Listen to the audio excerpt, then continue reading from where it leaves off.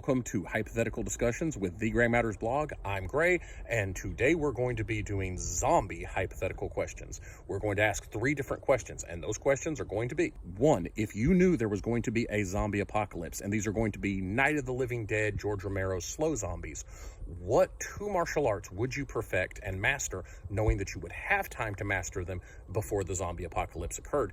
And one of these is going to be an unarmed style, one of these is going to be an armed style, and we'll get into where there might be some overlap on that one. The second question is, there is going to be the same zombie apocalypse, but now instead of being given the opportunity to master a martial art, you are going to be granted a single superpower, not a power set, a single superpower. In order to thrive in the zombie apocalypse, what superpower are you going to choose?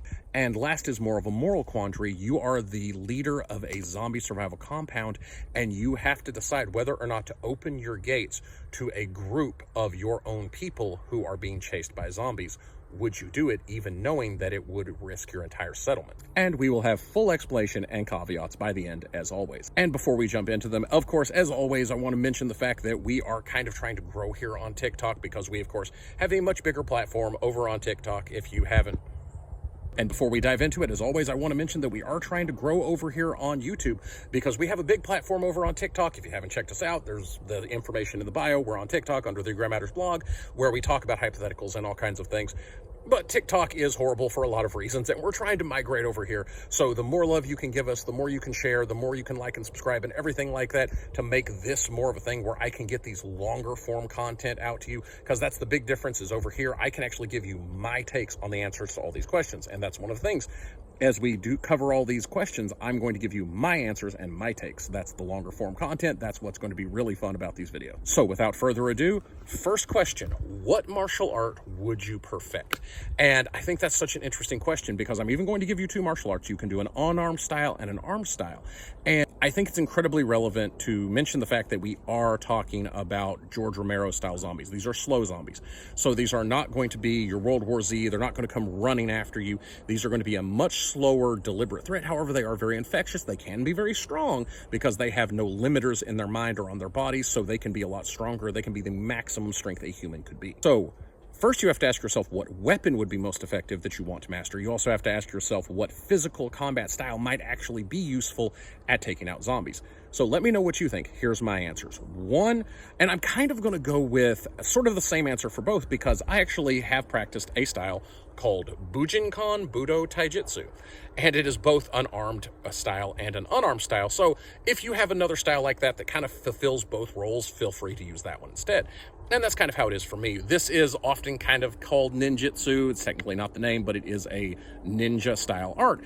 And one of the big things we studied in this was both unarmed and armed combat. We studied flexible weapons and swords and spears and staves, and just this wide variety of kind of improvised and non-improvised weapons. So I feel like, 1, it's going to mean that no matter what I have in my hand, assuming I have mastered the style, I'm going to be able to use it pretty effectively. It's just highly flexible.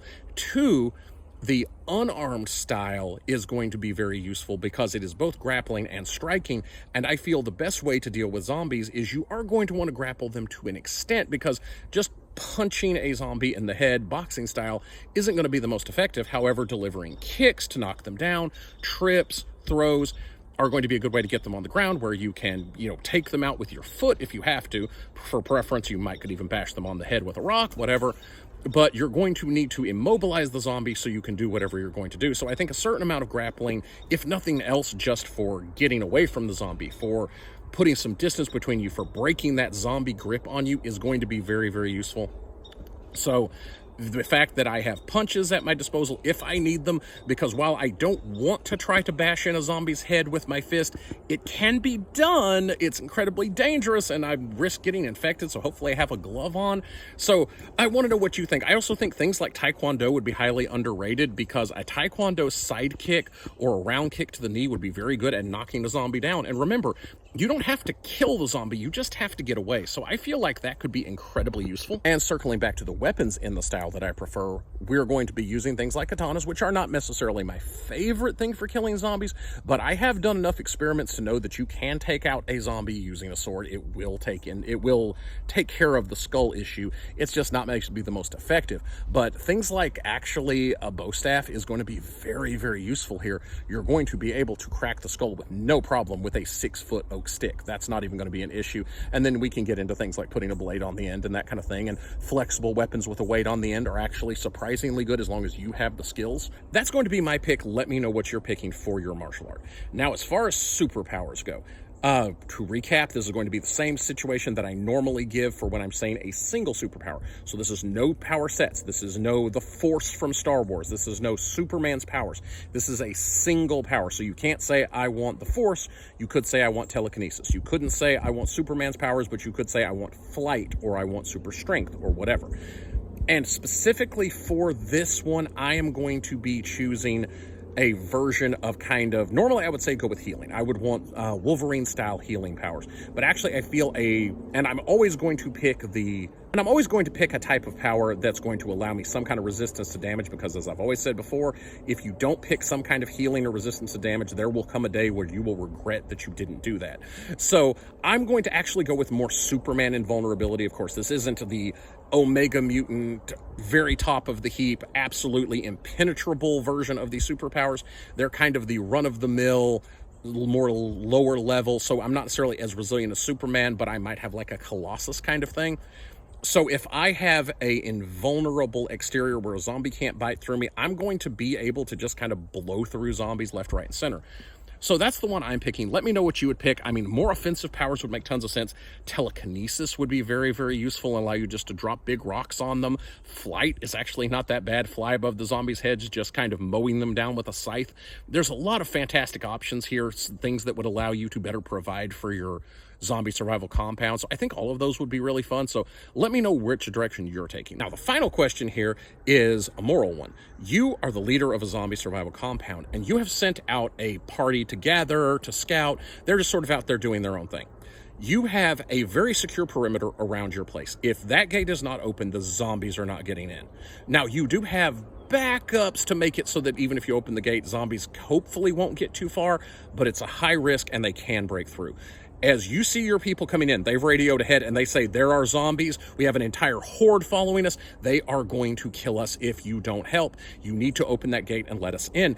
You see them coming and you know that you don't have enough people to go fight them out there in the field. The only way you're going to be able to save these people who you sent out there is going to be in order to let those people through the gates, and probably at least some of the zombies are coming with them. You can try to shut the gates on them, you can try to fight them, you can run the guns from the walls, but you're going to have a major problem. You're going to have a perimeter breach and people may die. But if you don't do it, the people out there absolutely will. Do you risk the lives of the entire compound in order to try to save the people outside of it by opening the gates? Or do you sacrifice the people outside, tell them, I'm sorry, the best we can do is provide you some cover fire from the walls, and don't open the gates and let them be ripped apart, because you are 100% confident they are not going to make it if you don't let them in. So which one would you do? Me? I'm letting them in. We've all made this agreement. We've all decided this is what we're going to do as a compound, as a group, and it's just something we're going to have to. Ultimately comes down to the fact that we are a group, and we are either going to fail together or we are going to succeed together. And if we will not risk all of our lives to save a few of us, then everyone there knows that they are expendable. So ultimately, we're going to have to band together. We're going to put every man on that gate. We're going to let those people through, and we're going to fight them in the streets if we have to. So ultimately, I feel like it is incumbent upon the group who has asked these people to go out and risk themselves for the group to be willing to risk themselves for the group as well. But let me know what you think. Where would you put the priority? Is it on the larger group, the smaller group, or are they intrinsically tied? So those are our 3 questions for this week. Those are my answers to those questions. And let me know, guys, if you are looking forward to more of this longer form content where I can really delve deeper into some of these hypothetical questions. Normally, again, like over on TikTok, we don't get to get this deep, and I usually don't get to give my answers. So if you're enjoying this, please like and subscribe, share this around as much as you can, and let me know what other hypotheticals you want to hear, both that you might propose to me, ones you want to hear my take on, maybe ones you've heard us do elsewhere. Let me know. know, like and subscribe, and I will see you on our next video.